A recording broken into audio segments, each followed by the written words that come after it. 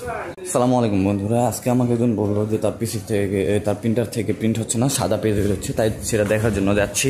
তো চলেন দেখা যাক কি হয়েছে। তো আমি রুমে চলে আসছি, দেখতে পাচ্ছেন এখানে একটা প্রিন্টার রয়েছে। প্রিন্টার হচ্ছে L3210, সব কালি আছে, দেখতে পাচ্ছেন এখানে সব কালি আছে, তারপরেও প্রিন্ট করলে সাদা পেজ প্রিন্ট হচ্ছে আমাকে বলছে।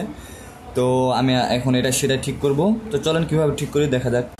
তো প্রথমে আমরা চেক করব আসলে কি সাদা পেজ প্রিন্ট হচ্ছে কিনা। প্রথমে আমরা কন্ট্রোল প্যানেলে যাব, কন্ট্রোল প্যানেলে যাওয়ার পরে এখান থেকে আমরা একটা পেজ প্রিন্ট করে আমরা আগে চেক করব যে আসলেই কি সাদা বা হোয়াইট পেজ বের হচ্ছে কিনা, তারপরে আমরা এটা কি করতে হবে সেটা করব। তো চলেন প্রিয় দর্শক মণ্ডলী, আমরা একটা পেজ প্রিন্ট করি। এখানে যাওয়ার পরে Epson L3210 printer properties, preference এবং মেইনটেনেন্সে যাওয়ার পর এখান থেকে আপনি একটা নজল চেক দিবেন।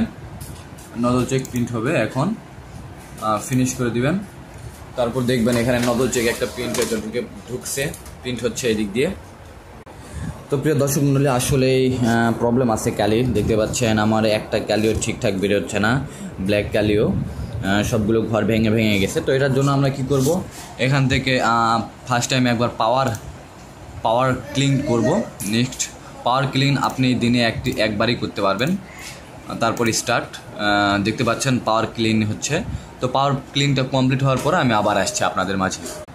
তো প্রিয় দর্শক মণ্ডলী, দেখতে পাচ্ছেন আমাদের পাওয়ার ক্লিনিং কমপ্লিট হয়েছে। আমরা এখন এটা ফিনিশ করব। ফিনিশ করার পরে আমরা আর একবার নজল চেক দিব। এই তো নজল চেকে ক্লিক করবেন। নজল চেকে ক্লিক করার পরে এখানে প্রিন্টে ক্লিক করবেন, তারপর প্রিন্ট বের হবে, তারপরে ফিনিশ করে দিবেন। তারপরে কী অবস্থা আমরা দেখব আবার। তো প্রিয় দর্শক মণ্ডলী, আমাদের পেপার বের হচ্ছে, দেখা যাক এবার কেমন প্রিন্ট হয়।